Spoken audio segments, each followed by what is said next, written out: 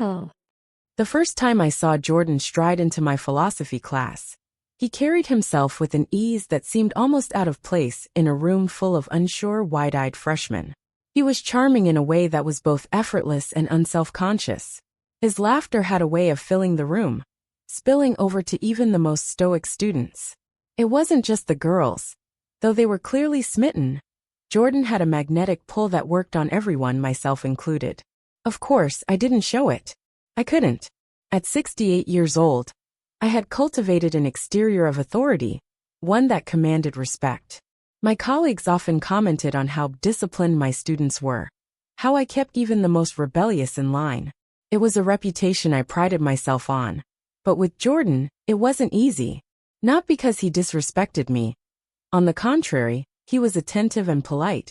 But because he approached me with a kind of casual warmth that made it hard to remember where the line between us was supposed to be.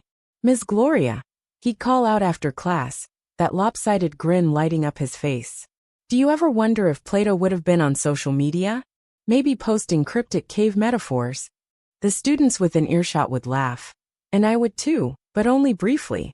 I'd arch a brow, reminding him with my silence that his papers were due every Monday at 8 a.m. No exceptions.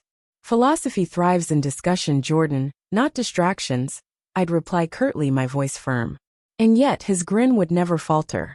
But Jordan didn't stay confined to the classroom. I'd find myself thinking about him at odd hours. It was subtle at first, his offhand comments echoing in my mind, his laughter ringing like a bell in the stillness of my empty home. I told myself it was just admiration. He was, after all, the type of student who made teaching worthwhile. Curious, clever, and a natural leader. But as days turned into weeks, I couldn't deny the truth creeping in like a shadow at the edges of my thoughts. Jordan wasn't just any student, and that realization terrified me. I tried to distance myself. My lectures became more formal, my demeanor colder. But Jordan, oblivious as always, met my attempts with the same teasing charm. One afternoon, he caught me off guard as I stood by the lecture hall, reviewing notes before class. "Miss Gloria," he said, leaning casually against the wall, "do you ever take a break? You're like a machine." I stiffened, refusing to look at him for too long. "Discipline is key to philosophy. Perhaps you should try it." He laughed, the sound low and genuine. "Maybe. Or maybe you could teach me how." The way he said it, his voice soft, his eyes holding mine for just a moment longer than they should have, left me breathless. I turned away quickly, pretending to be absorbed in my papers. But for the rest of the class I couldn't focus. His presence loomed large, every glance of his direction pulling me further into an internal battle I was determined to win. Jordan was young, vibrant, and full of promise. I was older than his grandmother, with years of experience and a professional boundary I could never cross. And yet there he was, a storm I could neither contain nor ignore. It was becoming harder to remind myself who I was supposed to be when I was with him. The day I called Jordan into my office was unlike any other. I had watched him for weeks, noticing the subtle yet undeniable pattern emerging in his behavior. He was a bright student, capable of much more than the meager grades he had been getting in my class. At first I chalked it up to distractions, perhaps even a lack of focus. But then, I saw the truth. He was failing on purpose. I sat at my desk, hands folded neatly in front of me, trying to steady my nerves. I had long been accustomed to the dynamics of a teacher's office hours. Students who needed guidance, questions about assignments, or requests for clarification on grades. But this was different. Jordan wasn't failing because he didn't understand the material. No, his eyes would light up when we discussed philosophy, as if he were uncovering hidden treasures. He knew the answers. He chose not to give them. And I knew exactly why. I had grown all too familiar with his easy smile, the way he made each encounter feel casual, effortless. Jordan was no fool. He had figured out that failing my tests was the key to securing one-on-one time with me. It wasn't just about the material anymore. It was about something deeper, something he was reaching for in a way I had never expected. That day, when he entered my office, I felt the familiar heat of my pulse quicken. I tried to push it down, to bury the awareness that seemed to pulse between us every time we shared a space. But there was no avoiding it now. Miss Gloria, Jordan said, leaning casually against the doorframe. His tone was light, but I could hear a hint of something else in his voice, something almost like anticipation. I cleared my throat, forcing myself to focus. Jordan, I began, my voice steady, I need you to retake the test you failed last week. You're capable of much more than this, and you know it. His eyes gleamed with mischief, and I could see the subtle smirk tugging at the corners of his lips. He stepped further into the room, closing the door behind him with an almost theatrical flourish. I know, he said, his voice low, but what if I don't want to do it the usual way? I froze, my heart slamming in my chest. I couldn't look at him directly, not when I felt the weight of his gaze on me. He was playing a game, and I was the one he wanted to win. My mind screamed to pull back, to stop this before it went any further. But something in me, something that terrified me, urged me to let him in. Let him play. I'm giving you another chance, Jordan, I said, my voice firmer than I felt. This isn't about games. This is about your future. He tilted his head, his smile widening. What if I don't need the future? What if I just need right now? His words were almost playful, but there was an edge to them. An invitation I wasn't sure I could resist. I had to remind myself that I was the teacher here. I had to maintain control. I'm not going to entertain this, Jordan, I said, trying to sound as authoritative as I could manage. You need to retake the test, and you need to do it with integrity. But there was that smile again, that smile that made my knees weak, that made me question everything I had ever known about myself. Jordan stepped closer, and I fought to keep my composure as he took a seat across from me. I understand, he said, though the twinkle in his eyes told me he understood much more than he let on. But I can't help it if I want to spend more time with you. Maybe if I failed a little more often, I'd get to see you more. The words hit me like a wave, overwhelming my senses. He was toying with me, pushing at the boundaries I had so carefully constructed over the years. His charm, his teasing, his blatant manipulation. It all served one purpose. To draw me in, to make me need him in ways I wasn't prepared for. And it was working. I felt my breath hitch, but I quickly covered it with a forced cough, pretending to be busy with a stack of papers. The silence stretched on, thick and suffocating. I couldn't look at him. I couldn't trust myself to. But in the quiet, I could hear him, his soft breathing, the faint rustle of his clothes as he shifted in his seat, the slow cadence of his words when he spoke again. You know, he began, his voice suddenly soft, I've been thinking about you a lot lately. About everything. I froze, a chill running down my spine. You shouldn't be, I replied quickly, hoping to regain some sense of control. This is a professional setting, Jordan. I'm your teacher. And you're my student. He leaned forward, his eyes never leaving mine. Yeah, but it doesn't feel that way, does it? I couldn't answer. There was nothing I could say. I had never been in a situation like this before. I had never been made to feel like this by anyone, certainly not by a student. But Jordan wasn't just any student. And my feelings for him, feelings that I had worked so hard to suppress, were rising to the surface in a way I couldn't control. His presence, his unrelenting gaze, his words, it all worked like a spell, weaving a tension between us that I couldn't escape. I tried to push him away, but he only drew closer, effortlessly breaking down the walls I had so carefully built around my heart. Miss Gloria, he said again, this time with an almost desperate edge to his voice. What if I told you I wanted more than just a passing grade? My mind raced, and for the first time in my life, I wasn't sure if I could resist the temptation that danced before me. Jordan wasn't asking for a grade. He was asking for something more, something I wasn't ready to acknowledge. I need you to focus on your work, Jordan, I said, my voice thick with emotion. Not on me. But it was too late. My heart was already lost, trapped in a whirlwind of conflicting emotions. I had never been in love like this before, and I wasn't sure how to handle it. The first time I called Jordan into my office without a reason, I told myself it was harmless. Just a brief meeting, I rationalized, to discuss his coursework or to review his recent assignments. But the truth sat heavy in my chest. I wanted to see him. No, I needed to. It was a need I hadn't experienced in decades, a longing that both thrilled and frightened me. I busied myself at my desk as I waited for him, my fingers trembling slightly as I organized papers that didn't need organizing. The university hallways were eerily silent. The faint hum of the heating system was the only sound. The emptiness of the campus made everything feel sharper, like I was walking a tightrope suspended high above something I couldn't see. When Jordan finally arrived, the sound of his knuckles tapping lightly on the door startled me out of my restless thoughts. "Miss Gloria." His voice was soft, curious. I straightened my posture and cleared my throat. "Come in, Jordan." He entered the room, closing the door behind him with a soft click. He smelled faintly of cologne, a subtle, clean scent that only added to his magnetism. His hair was slightly tousled, as though he had run his fingers through it on his way over. He wasn't carrying any papers or a bag, and I realized he must have known this wasn't about academics. "You wanted to see me?" he asked, stepping closer to my desk. His voice was casual, but the glint in his eyes told a different story. I hesitated, trying to summon the courage to maintain my usual authority, but the words caught in my throat. For once I was at a loss. I just wanted to check in," I said finally, avoiding his gaze. "About your last paper. I thought we could." "Miss Gloria," he interrupted, his tone laced with something almost playful.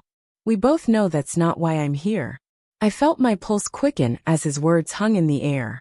He stepped around the desk, closer now, until he was standing just a foot away from me. The scent of his cologne was stronger now, intoxicating, and I felt my heart hammering in my chest. "Jordan," I said, my voice trembling slightly, "you're my student. This isn't appropriate." But he didn't stop. Instead, he leaned in closer, so close I could feel the warmth of his breath against my ear. "You're not breathing evenly," he murmured, his voice low and filled with something unspoken. "I know what you're feeling right now." I closed my eyes, my resolve crumbling under the weight of his presence. How had he seen so clearly what I had been so desperate to hide? My breath hitched as his arm slid gently around my shoulders, his touch warm and steady. I didn't move, caught between 1,000 reasons to pull away, and the one undeniable truth, that I didn't want to. "Jordan," I whispered, my voice barely audible. And then before I could stop myself, or him, his lips found mine. It was soft at first, tentative, as though testing whether I would push him away. But I didn't.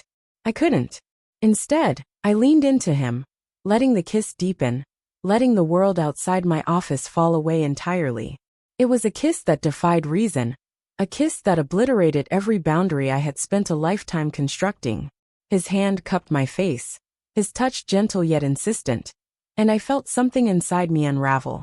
I had never been kissed like this before. Not with this urgency, this unspoken understanding of everything I had kept hidden for so long. When we finally broke apart, I couldn't bring myself to meet his eyes. My chest was tight, my breath unsteady. This can't happen," I said, though my voice lacked conviction. "It already has," he replied, his voice steady. He brushed a strand of hair from my face, his fingers lingering against my skin. "And you can't tell me you regret it?" I didn't respond. I couldn't, because deep down I knew he was right. As wrong as it was, as impossible as it seemed, I didn't regret a single moment. From that day forward, everything changed. Our relationship became a delicate dance, a secret that we both guarded fiercely. We would steal moments together, brief but electric, hidden in the shadows of an empty campus or the quiet corners of my office. Every touch, every glance, every whispered word felt like a spark igniting something I had thought long extinguished. But with the passion came the weight of secrecy. I found myself constantly looking over my shoulder, terrified that someone might see the way his eyes lingered on mine, or notice the subtle changes in my demeanor when he was near. I became hyper-aware of every interaction, every word exchanged in class, desperately trying to maintain the facade of professionalism, while my heart raced at the sound of his voice. At night, when I was alone, the guilt would creep in. I would sit in the quiet of my home, staring at the empty chair across from me, and wonder how I had let this happen. I had spent my entire life following the rules, upholding a standard of integrity that had defined my career. And now, here I was, risking everything for something I couldn't even explain. But then I would think of him, his smile, his laughter, the way he made me feel alive in a way I hadn't felt in decades, and the guilt would fade, replaced by an ache that I knew only he could fill. I had never been in love like this before. It was terrifying and exhilarating, a storm I couldn't control. And as much as I tried to fight it, I knew one thing for certain. I didn't want it to end. The night I invited Jordan to my home, I told myself it was just to talk. A quiet, private conversation away from the university, where I could make him understand the boundaries we needed to reestablish. Yet, even as I spoke the words over the phone, casual, restrained, I knew they were a lie. I wanted to see him, not as my student, not as anyone who owed me deference or respect, but as the man who had awakened something in me I thought was long buried. My small house stood just a few blocks from the university, tucked behind a line of oak trees that shielded it from the view of passing cars. It was modest, quiet, and unassuming, like the life I had built for myself. I lit a few candles in the living room, their soft glow casting shadows on the bookshelves and old furniture. I told myself it was for ambience, but deep down, I knew it was for him. When the doorbell rang, my heart leapt. I smoothed my hands over the front of my sweater and took a deep breath before opening the door. Jordan stood there, hands in his jacket pockets, a faint smile playing on his lips. He looked different outside the classroom, less the carefree boy, and more the man I was beginning to see beneath the surface.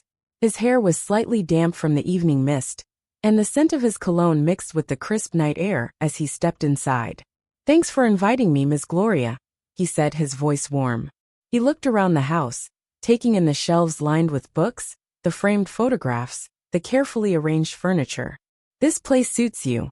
It feels thoughtful." I laughed softly, closing the door behind him. "You don't have to call me Ms. Gloria here," I said. "Just Gloria is fine." The words felt strange as they left my mouth, but he nodded, his eyes locking with mine. "All right, Gloria." We sat on the couch, the space between us feeling charged despite the casual way we began to talk. He told me about his family, about how he'd struggled to find his place in the world until he came to university. I shared stories from my life, bits of myself I rarely shared with anyone. How I had fallen in love with teaching, the years I spent building my career, and the loneliness that had crept in as I grew older. And then there was a pause, a silence that neither of us rushed to fill. The candlelight flickered, casting his face in soft, shifting shadows. He looked at me then, his gaze steady, searching. "Why did you really invite me here tonight?" he asked. I opened my mouth to respond, but the words wouldn't come. How could I explain what I didn't fully understand myself? How could I tell him that I wanted something I wasn't supposed to want? That I needed him in a way that defied everything I had believed about myself? Instead of answering, I leaned in. It was instinctive, a moment of surrender to the pull that had been drawing me to him for weeks. His lips met mine, soft and warm, and I felt the rest of the world fall away. There was no guilt, no fear. Only the heat of his touch and the quiet urgency of the kiss. Jordan didn't hesitate. His arms wrapped around me, pulling me closer until there was no space left between us. I felt the weight of his hands, steady and sure, as they moved to cradle my face. His kiss was unlike anything I had known. Gentle but insistent, as if he had been waiting for this moment as long as I had. We moved together as if it were the most natural thing in the world, shedding the layers that had separated us. Teacher and student, young and old, proper and forbidden. None of it mattered anymore. What mattered was the way he made me feel, alive, wanted, seen. The night unfolded in quiet intimacy. We moved from the living room to the warmth of my bedroom, where the soft light from a bedside lamp bathed us in a golden glow. He was attentive in ways I hadn't expected, his touch both tender and knowing. He seemed to understand what I needed without me having to say a word. And for the first time in years, I felt beautiful. Not the beauty of youth, but something deeper. A beauty rooted in being valued, cherished.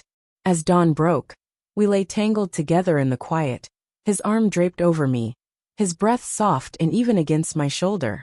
I watched the pale light of morning filter through the curtains, and for the first time in as long as I could remember, I felt at peace. Jordan stirred beside me, his voice low and groggy as he murmured, "Good morning, Gloria." I turned to him, unable to keep the smile from my face. "Good morning, Jordan." He propped himself up on one elbow, his eyes studying mine. "You're thinking about something," he said. I hesitated, unsure of how to put the whirlwind of emotions into words. I'm thinking about how unexpected all of this is.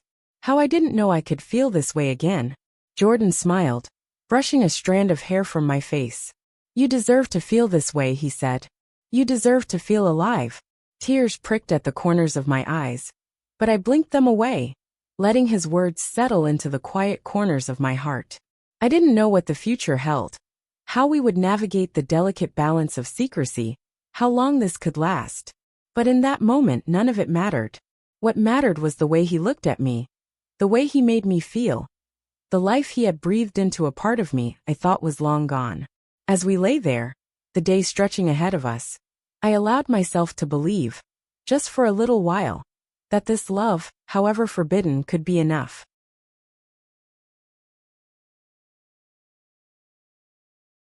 Bye.